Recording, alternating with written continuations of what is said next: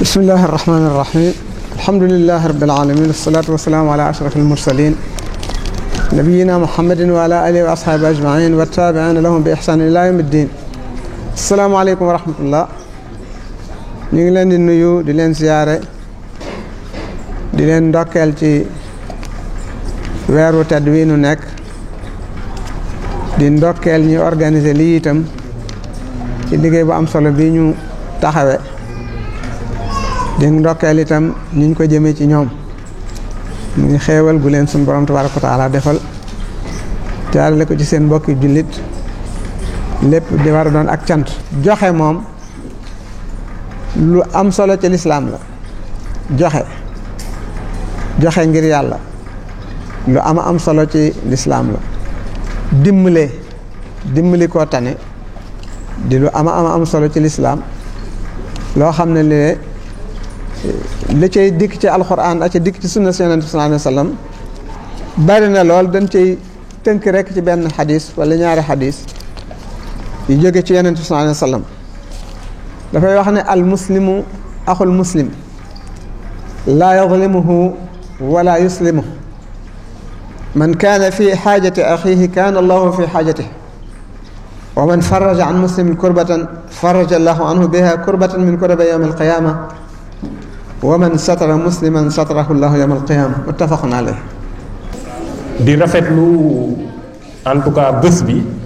mënuñ fee bañ a ñàkk a teew dinañ fi ñëw teew rafetlu geste bi nga xam ne nii donateurs yi def nañ ko lépp loo xam ne nii yaakaar nañ ko ci lu baax yàlla nañu ko yàlla defal ci barke koor gi ñu nekk. mu mel ne su may wax en tant que président commission ñoom ñëpp ñoo jël kàddu gi di wax. kon lu mel ne ay programme yoo xam ne dina permettre en tout cas les personnes handicapées suñu leen ci jàppalee bu ëllëgee ñoom ñu mën a jàppale waat keneen yaakaar naa sax ci l'islam loolu lañ ko santaane. azaka dañoo bëgg buy am musaada mu nekk koo xam ne suñ ko defalee tey ren jox ko lu am solo bu ëllëgee mu mën a dimba joxewaat asaka moom ci boppam. waaye boo xoolee léeg-léeg suñu dëkk yi da nga nekk xale nekk way laago wala nga nekk néew di doole dundut 20 ans yoo xam ne da ngay jël asaka te buñ ko organisé woo di nga ci mën a génn. mu mel ne organisation personnes handicapées yi loolu da cee am solo yeneen point yi nag mu jëm ci éducation mu jëm ci santé mu jëm ci eau et assainissement. parmi les personnes handicapées s'ils sont 100 personnes handicapées je peux dire qu'il y a peut-être 5 personnes qui ont des maisons qui leur appartiennent. Sinon le reste ils sont habités par les maisons de leur famille. beneen point bi ci des mooy suñu dee wax wàllu ndimbal tey façon ndimbal bii ñu gis ñun de rafetlu nañ ko parce que jëm na ci ñu ko war a jëm rafetlu nañ ko parce que amul buuxante amul xuloo amul xëccoo rafetlu nañ ko parce que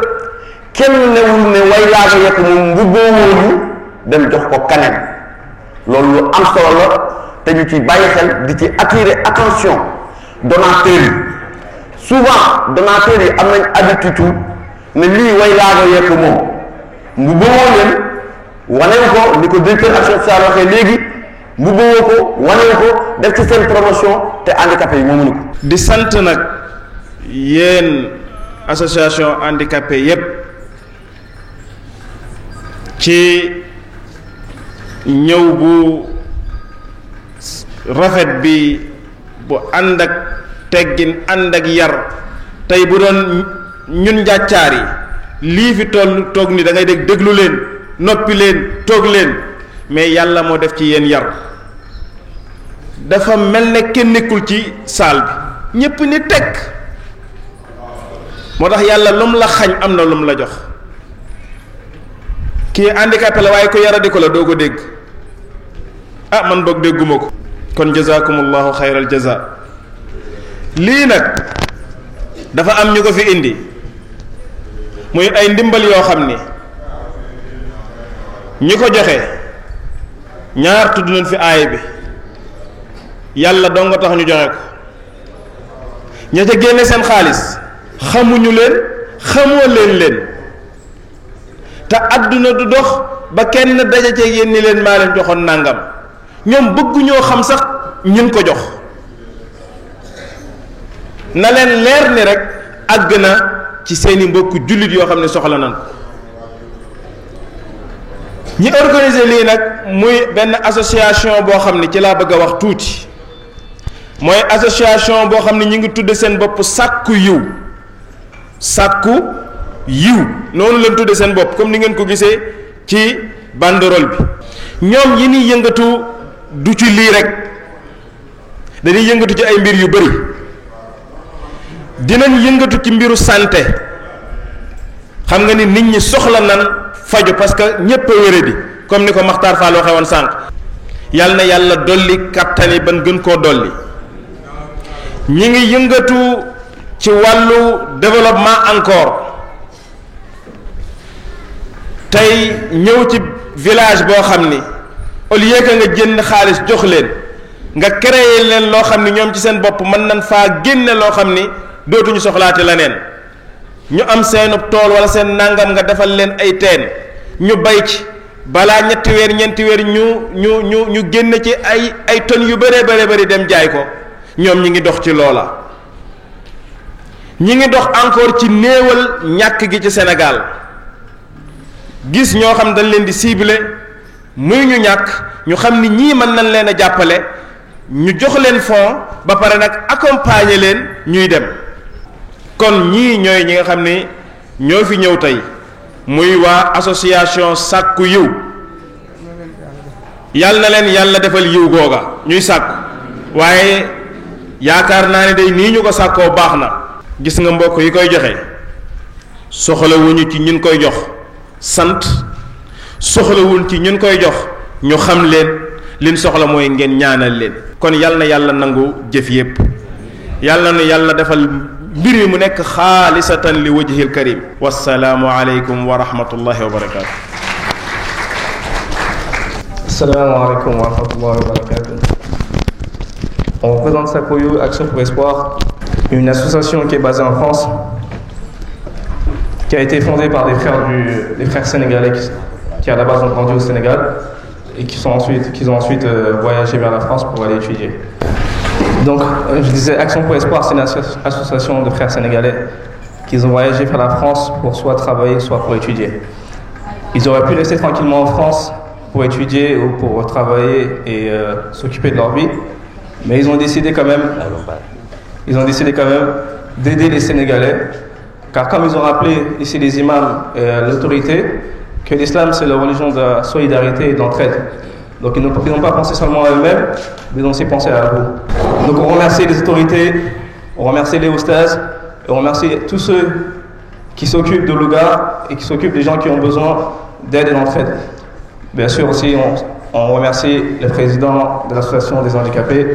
et tous ceux qui font un travail extraordinaire ici à Louga.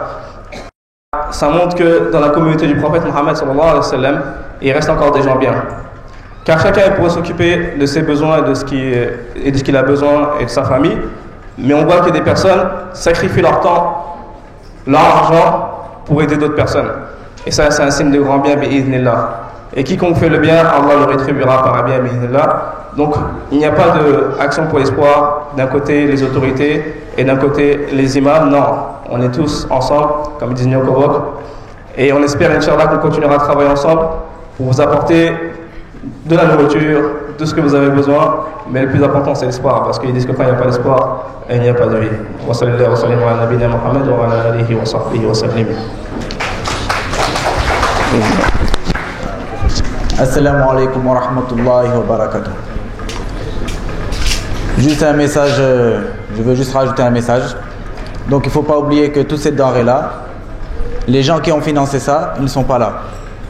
On est tous réunis pendant le mois de Ramadan, c'est un mois béni, donc c'est l'entraide islamique. Tout ce que vous voyez là, c'est biznillah. Donc aussi l'espoir, c'est de garder la foi, d'augmenter vos actes d'adoration pour espérer que Allah, il augmente ça. Parce que sans l'aide d'Allah, il n'y aurait pas ça. Donc n'oubliez pas à chaque fois que vous allez couper votre jeûne, d'invoquer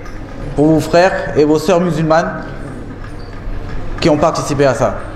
pour que vos prières puissent agir pour eux Yawm al-Qiyam, parce que c'est ça qu'ils recherchent, parce qu'ils ne vous connaissent pas et vous ne les connaissez pas, mais ils recherchent seulement la récompense d'Allah. Barakallahu fik.